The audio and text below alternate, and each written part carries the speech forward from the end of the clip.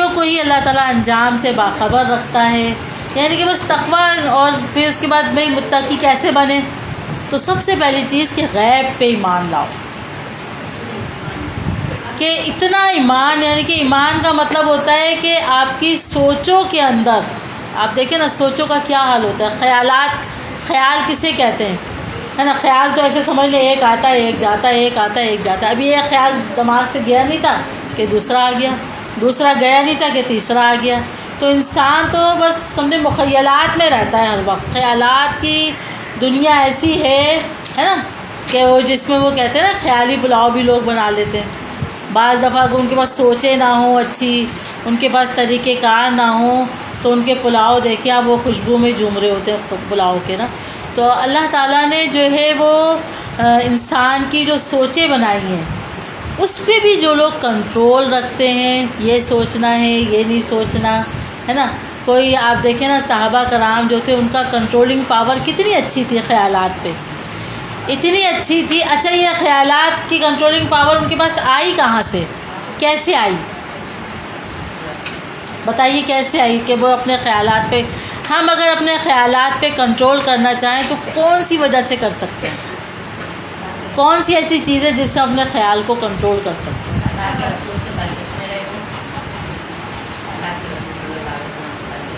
ہاں بالکل صحیح کہا، اللہ کے رسول کی تربیت میں رہے. بالکل صحیح جواب آیا. اور بتائیں.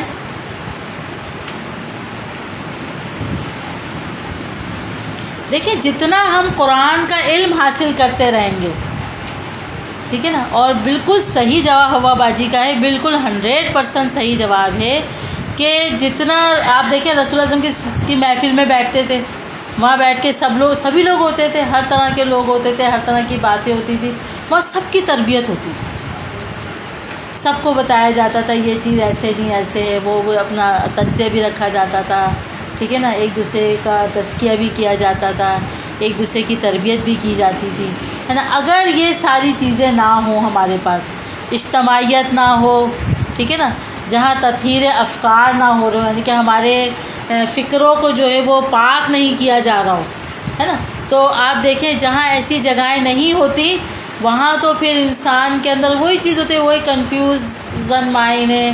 وہی انسان جو ہے وہ دو کشتی کا سوار ہے، وہی اس کو یہی نہیں پتا کہ اب مجھے یہاں تک میں نے کر لیا تو اب مجھے کیا کرنا چاہیے. ایک رو میں بہتا. جبھی تو کہا نا کہ ہلاک ہوا وہ شخص جس کے 2 دن ایک جیسے گزرے، کہ بس ایک ڈگر پہ چل رہے ہیں، یہی نہیں سوچے کہ ہم نے یہاں تک ابھی تک ہم نے کیا تو کتنا کیا، اب ہمیں کیا کرنا چاہیے، جدت آئی یا نہیں آئی،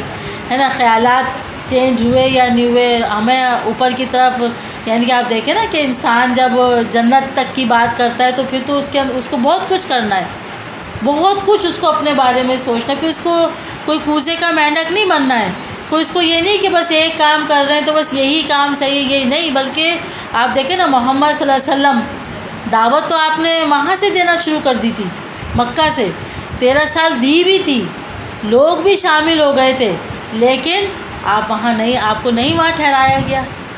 آپ کو وہاں نہیں رکوایا گیا. حالانکہ اب تو اجتماعیت بھی بن رہی تھی، سب تھا، لیکن لیڈرشپ کے لیے، لیڈری کے لیے، لیڈرشپ بننے کے لیے، اپنے آپ کو جو ہے وہ آرگنائز کروانے کے لیے انسان کو ہجرت بھی کرنی ہوتی ہے، انسان کو اپنے خیالات پہ بھی غور و فکر کرنا پڑتا ہے، اپنے اعمال پہ بھی غور و فکر کرنا پڑتا ہے، اور اللہ سے دعائیں بھی کرنی پڑتی ہیں، اللہ تعالیٰ سے خیر بھی مانگنا ہوتا ہے کہ اللہ تعالیٰ میرے حق میں وہ سب کچھ کیجیے کہ جس مقصد کے لیے آپ نے مجھے پیدا کیا ہے گا. تو دیکھیں جب انسان اس حد تک اپنے رب سے تعلق بھی رکھتا ہے، اپنے خیالات پہ بھی غور کرتا ہے، اور پھر غیب پہ ایمان کی جو پہلی شق ہے کہ جو چیز دیکھی نہیں ہے لیکن اس کے حساب سے چل رہا ہے. اب جب تک ان اندیکھی 5 چیزوں کو نہیں سمجھیں گے، جب تک ہمارے اندر تقوی کی بیج آ ہی نہیں سکتا. یعنی کہ تقوی کا بیج جو ہے وہ نہیں جب تک بویا جا سکتا ہے، یا جب تک وہ پروان نہیں چڑھ سکتا، جب تک کہ خیالات کے اندر 5 چیزیں ہر وقت نہ ہوں کہ اللہ مجھے دیکھ رہا ہے، اللہ ہے وہ ہستی جو مجھے نظر نہیں آ رہی لیکن وہ موجود ہے اور مجھے دیکھ رہی ہے، اس کی مدد کس کس جگہ آتی ہے، کون کون سے کاموں میں آتی ہے، کس کس جگہ وہ انسانوں کو تھام لیتا ہے، کون سی چیزوں میں میری مدد، اللہ کی مدد نہیں آئی تو کیا وجہ ہو سکتی ہے، کس جگہ اللہ کی مدد آ گئی تو کیا وجہ، یعنی کہ آپ دیکھ سوچ تو رہے ہیں نا آپ، تو سوچیں پھر یہاں آ کے سوچیں کہ اللہ کی ہستی، اللہ کا مقام، اللہ کا مرتبہ ہے نا، سوچنا ہے تو یہاں سے سوچ شروع کیجئے، سوچنا تو ہے نا، تو سوچ تو یہاں سے شروع کیجئے۔ پھر اس کے بعد ملائکہ ہے نا، اب ملائکہ بھی ملائکہ اس ہستی کو کہتے ہیں جو وہ بھی ہمیں نظر نہیں آتی، لیکن اللہ تعالیٰ کی مخلوق ہیں، ان کو اللہ تعالیٰ نے، ان کو بھی اللہ نے ایکسٹرا آرڈینری قوتیں طاقتیں دی ہوئی ہیں، لیکن وہ عبادت فرما بردار ہیں، وہ صرف اللہ کے حکم کے مطابق ہی ہر کام کرتے ہیں۔ لیکن اللہ نے کس طرح سے اس زمین کو سنبھالنے کے لیے فرشتے رکھے ہوئے، کب فرشتوں کی قطاریں آ جاتی ہیں، کب جو ہے وہ فرشتوں کے جھنڈ آ جاتے ہیں، کب اللہ تعالیٰ نے انسانوں کے ساتھ، آپ دیکھیں 6 فرشتے تو ویسے ہی آلریڈی پیدا کیے ہیں ہمارے ساتھ،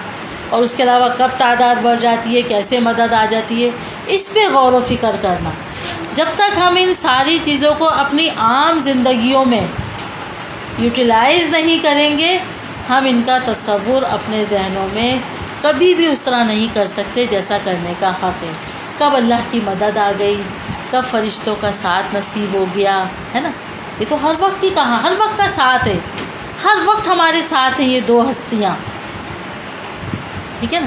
اور اس کے بعد دیکھ وہ ملائکتی و کتبی ہے نا، کتاب ہے نا، اب نظر تو آ رہا ہے کہ واقعی اللہ نے میری فلانی جگہ مدد کی، اللہ نے جو ہے وہ اس طرح سے فرشتوں کے ذریعے میری مدد کروا دی، ہے نا، لیکن کتاب کے بغیر ہماری زندگی کبھی مرتب نہیں ہو سکتی، ہے نا، بغیر کتاب کے کبھی انسان اپنی زندگی کو مرتب نہیں کر سکتا۔ کتاب ہماری زندگی کا لازم اور ملزوم حصہ ہے، لازمی حصہ ہے کہ میں کتاب سے جڑوں، میں کتاب کے مطابق زندگی گزاروں، میں کتاب سے رجوع کروں، ٹھیک ہے نا۔ یعنی کہ اگر کتاب اللہ تعالیٰ نے آدم علیہ السلام کو بھیجا تو اس کے بعد سے ہدایت کا سلسلہ جاری رہا، ٹھیک ہے نا۔ 4 آسمانی کتب تو وہ ہیں جو لکھی گئیں، لکھ کے اور مرتب کی گئیں، لیکن اس کے علاوہ جتنی بھی صحیفے آئے، جتنی بھی چیزیں آئیں وہ سب جو تھی وہ کتب کا حصہ تھی، ہے نا، لوح محفوظ پہ جو کتب ہے اس کا حصہ تھی، اور اس حصے کے ذریعے انسانوں کی رہنمائی کی گئی۔ اور آپ دیکھیں نا قرآن مجید ہمارے ہاتھوں میں قیامت تک کے لیے محفوظ ہے، پوری شریعت اس کے اندر ہے۔ اب اگر انسان کو اتنا بھی ٹائم نہیں ہے کہ وہ کتاب سے رجوع کر لے، کتاب سے رہنمائی کر لے آنے والے وقت کے لیے بھی اور گزرے ہوئے وقت کے لیے بھی اور حال کے لیے بھی، کیونکہ اس میں ہمارا ماضی بھی ہے، اس میں ہمارا حال بھی ہے، اس میں ہمارا مستقبل بھی ہے گا، ٹھیک ہے نا۔ اس کے بعد اب آپ دیکھیں نا کہ کبھی بھی ایسا نہیں ہوتا کہ کتاب میں بھی آپ کے ہاتھ میں، سب کے ہاتھ میں نا 9ویں کلاس کی یا 10ویں کلاس کی نا میتھ پکڑا دیتی ہوں، ٹھیک ہے، اور میں کہوں گی جلدی جلدی آپ لوگ سب یہ مجھے نا اس میں سے فلانے سوال جو وہ حل کر کے بتائیں، تو آپ کیا کہیں گے؟ آپ مجھے کیا کہیں گے؟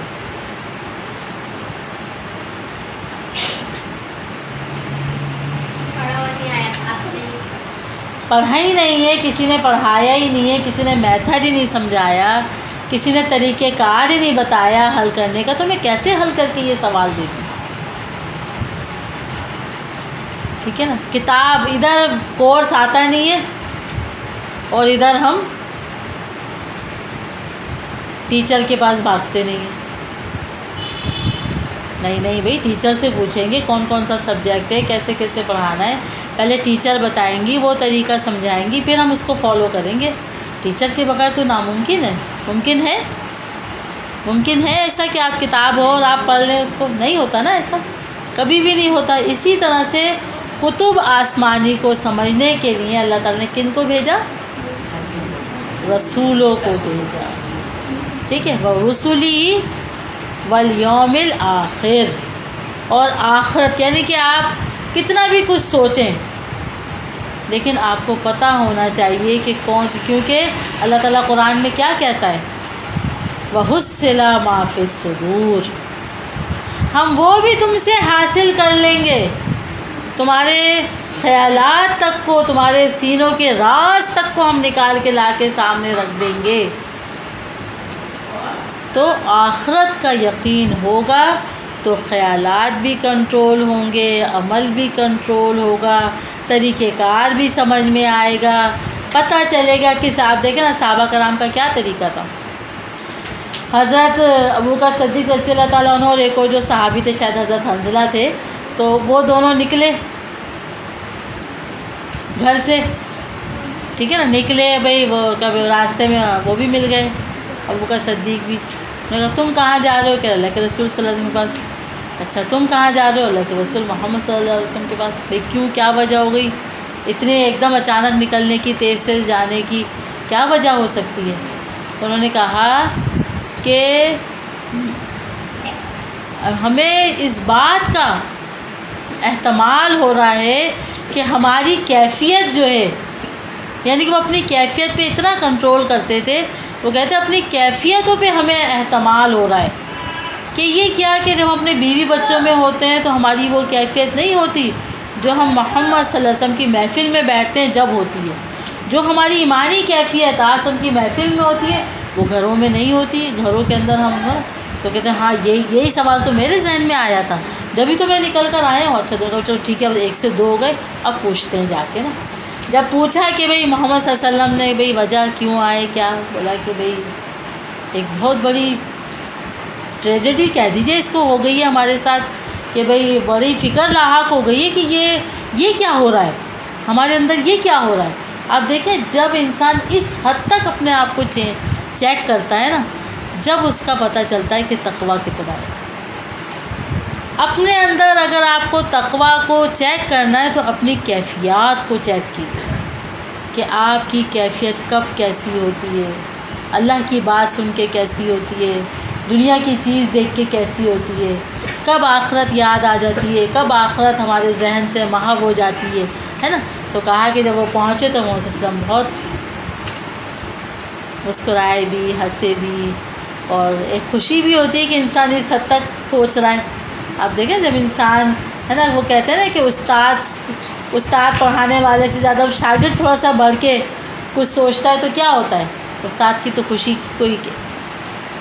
اہمیت وہی نہیں ہوتی۔ جیسے ماں ہوتی ہے نا، ماں سے بڑھ کے بچی ماں کا ہاتھ بڑھائے آگے ہو کے، اچھا یہ کر لوں، اب ایسے کر لوں، تو بڑی خوشی ہوتی ہے کہ لوگ ماشاءاللہ کیسے آگے بڑھ کے سارا کام۔ تو اسی طرح سے محمد صلی اللہ علیہ وسلم کی یقیناً یہی کیفیت کہ بھئی کیسے صحابہ کرام اس حد تک سوچ رہے۔